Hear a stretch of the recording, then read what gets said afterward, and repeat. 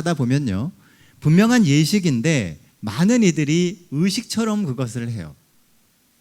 그 예식이 갖고 있는 원래의 의미와 내 삶의 영향력에 대한 것을 잊어버리고 그저 보여지는 그 형식, 의식에만 집중을 해서 그냥 한 번 지나가는 일로 끝내고 만다는 것입니다. 침례식이 예식인 이유는 평생 기억하고 그 의미를 되뇌이면서 하나님께 나아갈 수 있는 은혜로운 경험이 될 수 있기 때문입니다. 오늘의 이 침례 예식이 그렇게 기억에 남는 은혜의 경험이 되기를 간절히 소망합니다. 침례식의 즈음에서 오늘 함께 은혜를 나눌 말씀은 에스겔 36장 23절로 28절에 있는 말씀입니다. 오늘 말씀의 제목은 다시 마음을 들여다보다입니다. 우리 다 함께 성경 말씀 같이 읽도록 하겠습니다. 한 절씩 번갈아 가면서 읽겠습니다. 여러 나라 가운데에서 더럽혀진 이름 곧 너희가 그들 가운데서 더럽힌 나의 큰 이름을 내가 거룩하게 할지라. 내가 그들의 눈 앞에서 너희로 말미암아 나의 거룩함을 나타내리니 내가 여호와인 줄 여러 나라 사람이 알리라. 주 여호와의 말씀이니라. 24절입니다. 내가 너희를 여러 나라 가운데에서 인도하여 내고 여러 민족 가운데에서 모아 데리고 고국 땅에 들어가서 맑은 물을 너희에게 뿌려서 너희로 정결하게 하되 곧 너희 모든 더러운 것들에서와 모든 우상 숭배에서 너희를 정결하게 할 것이며 또 새 영을 너희 속에 두고 새 마음을 너희에게 주되 너희 육신에서 굳은 마음을 제거하고 부드러운 마음을 줄 것이며 또 내 영을 너희 속에 두어 너희로 내 율례를 행하게 하리니 너희가 내 율례를 지켜 행하리라. 내가 너희 조상들에게서 준 땅에서 너희가 거주하면서 내 백성이 되고 나는 너희 하나님이 되리라. 네, 감사합니다. 오늘 이 에스겔의 본문은요, 이스라엘 백성들이 바벨론이라고 하는 나라의 포로로 잡혀간 이후에 정말 괴로워하고 힘들어하고 있는 그 백성들에게 하나님이 주신 말씀입니다. 당시 최대 강국이었던 바벨론은요, 이스라엘에게 정말 굴욕과 또 때때로는 그들이 품고 있었던 인생의 희망을 다 앗아갔던 나라입니다. 우리가 이 땅에서 살아가다 보면은요, 그런 경험들이 종종 있어요. 처음에는 굉장한 의욕을 가지고 이 세상에서 내가 정말 잘 살 수 있을 거라고 생각합니다. 그러나 많은 경우 우리는 좌절을 경험해요. 그리고 그런 경험들은 우리로 하여금 미래에 대한 소망을 잃어버리게 만듭니다. 그런데 그런 상황에서 하나님께서 이스라엘 백성들에게 주신 이야기가 오늘 본문의 말씀이라는 겁니다. 본문이 주는 첫 번째 기별은 하나님은 우리가 거룩해지기를 원하신다는 겁니다. 23절에 있는 말씀입니다. 내가 그들의 눈 앞에서 너희로 말미암아 나의 거룩함을 나타내리니 내가 여호와인 줄을 여러 나라 사람들이 알리라. 주 여호와의 말씀이니라.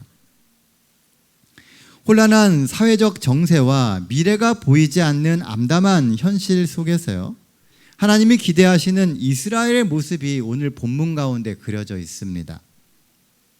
늘 그렇지만 고난은 믿음을 더욱 굳게 만들고요, 그렇게 단련된 믿음이 우리로 하여금 정금과 같은 신앙인이 되게 만듭니다. 머릿속으로 우리는 이걸 너무 잘 알아요. 그런데 실제로 그런 고난의 시간을 겪을 때 우리의 마음은, 심적으로는 그걸 동의하기가 참 쉽지가 않습니다. 분명히 머리로는 이해가 돼요. 지금 겪고 있는 이 힘든 시간들이 분명히 나로 하여금 더 발전되고 더 단단한 신앙인이 되게 만들 거라는 것을 압니다. 하지만 실제 내가 몸에서 느끼는 그런 어려움들, 그리고 심정적으로 느끼는 그 괴로움은 그것을 알면서도 그 기간을 지나는 것이 힘들게 느껴진다는 겁니다. 오늘은 새로운 영혼이 거듭나는 아주 기쁜 날입니다. 하나님이 우리에게 침례를 받으라고 하시는 이유가 뭘까요? 우리가 구별된 삶을 살고 올바른 인생의 방향을 찾기를 원하시기 때문입니다. 성경은 이것을 한마디로 거룩이라고 하는 말로 표현을 해요. 거룩하라, 거룩하시다 라고 하는 그 거룩이라고 하는 말이 우리가 이 땅에서 구별된 삶을 살고 올바른 인생의 방향을 찾는 것을 의미한다는 겁니다. 왜 우리가 제7일 안식일 예수 재림 교인이 되어야 하는지, 또 우리가 시작한 이 믿음의 길을 하나님이 얼마나 기뻐하시는지 우리는 알아야 합니다. 우리의 삶이 하나님을 위해서 구별되는 것을 성경은 거룩이라고 이야기해요. 하나님은 우리가 거룩하게 되기를 원하십니다. 한때 유행했던 문구 중에 카르페 디엠이라고 하는 말이 있습니다. 오늘을 즐기라라고 하는 뜻으로 널리 알려져 있어요. 주로 사람들은 이 뜻을 오늘을 내가 즐겁게 보내고 행복하게 보낸다라고 하는 의미로 주로 씁니다. 이 원래 고대 로마의 시인인 호라티우스의 시에 나오는 구절인데요. 원래의 의미는 이 카르페는 붙잡다라고 하는 뜻이고 디엠은 날을 의미합니다. 그래서 정확한 뜻은 오늘, 바로 이 날을 붙잡으라는 거예요. 내게 주어진 오늘이라고 하는 그 시간을 잘 붙잡고 살아가라라고 하는 것이 카르페 디엠입니다. 오늘을 즐기며 쾌락을 추구하며 즐기며 살라라고 하는 의미가 아니라 오늘에 충실해야 된다라고 하는 의미예요. 오늘 이 순간이 우리에게 주어진 구원의 시간입니다. 그리고 그 구원의 기회를 잘 붙잡고 하루하루 살아가는 것이 거룩이라고 성경은 이야기해요. 그래서 성경은 세월을 아끼라라고 이야기를 합니다. 우리에게 주어진 시간이 천년 만년 될 것처럼, 그리고 영원히 지금과 같은 시간이 반복될 것처럼 생각하지 말고 오늘 우리에게 주어진 이 세월을 아끼라라고 이야기하고 있다는 겁니다. 세월을 아낀다라고 하는 말은 세월을 건져내는 것이고 세월을 사들인다라고 하는 의미를 갖고 있습니다. 무엇인가를 얻기 위해서 적극적으로 행동하는 것을 세월을 아낀다라고 표현하는 거예요. 그냥 가만히 있는 게 아니고 내가 뭔가를 하기 위해서 내게 주어진 시간들을 활용하는 것을 세월을 아낀다라고 표현한다는 것이죠. 우리에게 주어진 이 시간을 우리는 소중히 여기고 붙잡고 살아가야 합니다. 이스라엘 백성들의 실패는 사실 주어진 시간을 헛되이 버렸기 때문입니다. 오늘 이곳에는 그 기회의 시간을 붙잡은 영혼이 있어요. 평생을 살아가면서 어쩌면 잠깐 스치듯 지나가는 시간일 수 있습니다. 하지만 이 기회의 시간을 붙잡고 세월을 아껴서 하나님이 내게 주시는 인생의 방향을 붙잡으려고 결심한 영혼이 있다는 겁니다. 예수 그리스도를 개인의 구주로 영접하고 고백할 수 있는 기회는 아무 때나 흔히 주어지는 기회가 아닙니다. 오늘 우리가 할 수 있는 가장 진실한 고백으로 예수 그리스도를 개인의 구주로 선포하십시오. 늘 우리가 하나님을 붙잡고 그분의 뜻에 순종하며 살아간다면 하나님은 오늘 우리에게 거룩을 선물로 주실 겁니다. 오늘 침례를 받으시는 분뿐만 아니라 여기 모인 모든 성도들에게도 예수 그리스도를 개인의 구주로 시인하고 또 영접하며 그렇게 살아가실 수 있는 그런 결심이 있는 이 시간 되시기를 간절히 바랍니다. 본문이 주는 두 번째 기별은 새 영을 받아서 부드러운 마음을 가지라라고 하는 겁니다. 26절 말씀입니다. 또 새 영을 너희 속에 두고 새 마음을 너희에게 주되 너희 육신에서 굳은 마음을 제거하고 부드러운 마음을 줄 것이며, 하나님은 거룩한 삶을 향해 나아가는 성도들에게 새 영과 새 마음을 주시겠다고 약속하십니다. 과거의 영이 아니고요, 과거의 마음이 아니에요. 그리스도 안에서 얻게 되는 완전히 새로운 생각과 새로운 마음을 주시겠다라고 약속하십니다. 이제 우리가 우리 안에서 성령의 역사로 내적인 변화가 있게 될 거라는 약속이세요. 많은 이들이 이 예식을 통해서 내 삶이 얼마나 달라질 수 있냐라고 생각할 수 있습니다. 성경은 우리가 옛사람을 버리고 새 사람을 입을 것이다라고 이야기하고 있어요. 하나님이 우리 속에서 그 일을 이루시겠다라고 하는 약속이신 겁니다. 우리는 종종 걱정을 합니다. 예수님을 개인의 구주로 영접하며 살아도 내 삶이 좀처럼 바뀌는 것처럼 보이지 않는다고요. 아마 침례를 경험하고 또 신앙생활을 해가면서 우리가 많이 느끼게 되는 감정 중에 하나가 이런 것입니다. 내가 정말 예수님 안에서 거듭났는가? 내 삶이 과거와 다르게 정말 달라져 가고 있는가? 우리는 종종 그런 걱정을 합니다. 물론 육체적인 나는 어제나 오늘이나 동일합니다. 침례를 받았다고 어제와 다른 내가 육체적으로는 되지 않아요. 하지만 오늘 이제 우리는 하나님의 자녀가 되는 겁니다. 그래서 영적으로 하나님과 연결된 전혀 다른 사람이 되는 거예요. 우리가 볼 때는 똑같아 보일지 모르지만 하늘에서는 우리를 전혀 다른 존재로 봅니다. 이제는 우리가 예수 그리스도의 보혈의 공로로 새롭게 거듭난 사람이라고 약속해 주고 있다는 겁니다. 그래서 내가 나 스스로를 바라볼 때도 과거와 다른 나라고 하는 것을 인지해야 한다는 거죠. 방금 읽은 26절 말씀에 보면 우리 속에 부드러운 마음이 생겨날 거라고 이야기하고 있습니다. 딱딱한 마음, 모진 마음이 아니라 부드럽고 수용적이며 더 널리 이해할 수 있는 마음이 우리 속에 생겨나게 될 겁니다. 그래서 죄를 부끄러워할 줄 알게 되고요. 가족과 이웃을 더 사랑하게 되며 하나님을 믿고 믿음대로 살아갈 수 있는 용기를 갖게 됩니다. 하나님이 우리에게 주신 마음에서 그것이 생겨나요. 하나님이 우리 마음 가운데 그렇게 살고 싶은 욕구를 허락해 주신다는 겁니다. 새 영과 새 마음으로 부드러워지지 않으면 우리는 부끄러움도 또 회개할 줄도 모릅니다. 부디 오늘 침례 지식을 통하여서 물과 성령으로 새로워지십시오. 새 영과 새 마음으로 거듭나십시오. 굳은 영혼, 돌 같은 마음이 살같이 부드러운 마음과 영혼으로 새로워져야 비로소 우리는 새하늘과 새 땅에 합당한 사람으로 변해가게 되는 것입니다. 우리가 믿음으로 행하는 많은 일들은 사실 우리가 행하는 것이 아닙니다. 다 우리 속에 자리 잡으신 예수 그리스도께서 하시는 거예요.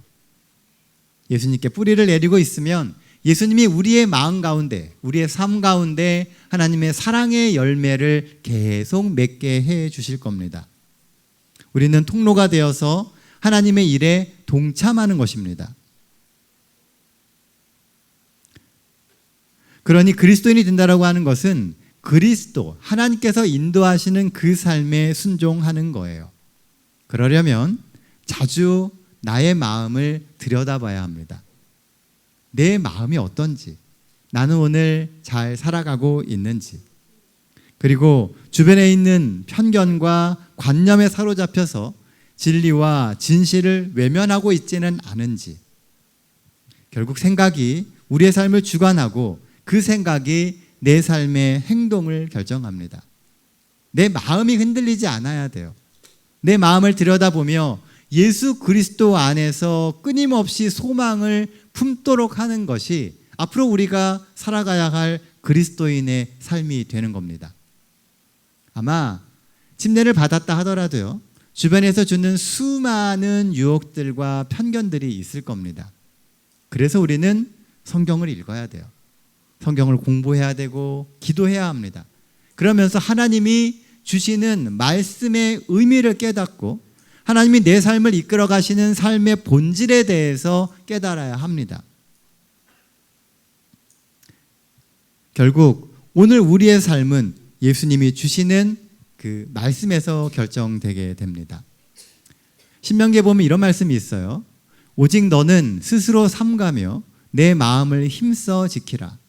그리하여 내가 눈으로 본 그 일을 잊어버리지 말라. 내가 생존하는 날 동안에 그 일들이 너희 마음에서 떠나지 않도록 조심하라. 너는 그 일들을 내 아들들과 내 손자들에게 알게 하라.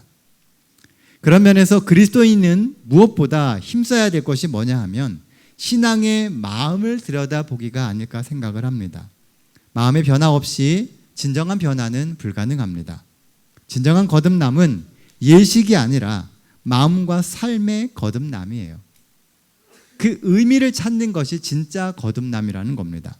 오늘 우리가 시작하는 이 신앙의 결심이 하늘까지 이어지는 믿음의 첫 발걸음이 되기를 바랍니다.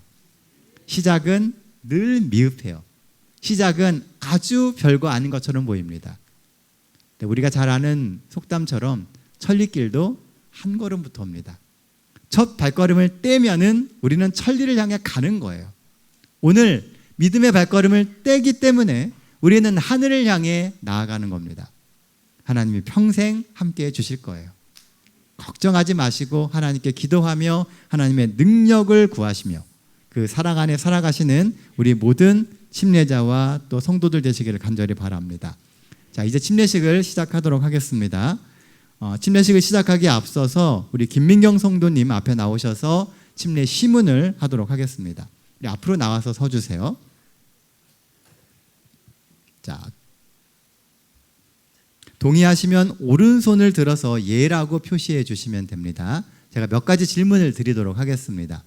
그대는 세상을 창조하시고 또 유지하시며 인간의 구원을 위하여 함께 일하시는 아버지, 아들, 성령, 삼위일체 하나님을 믿으며 또한 하나님의 말씀인 성경을 절대 불멸의 진리로서 그리스도인 신앙과 행위의 유일한 표준이 되는 것을 믿으십니까?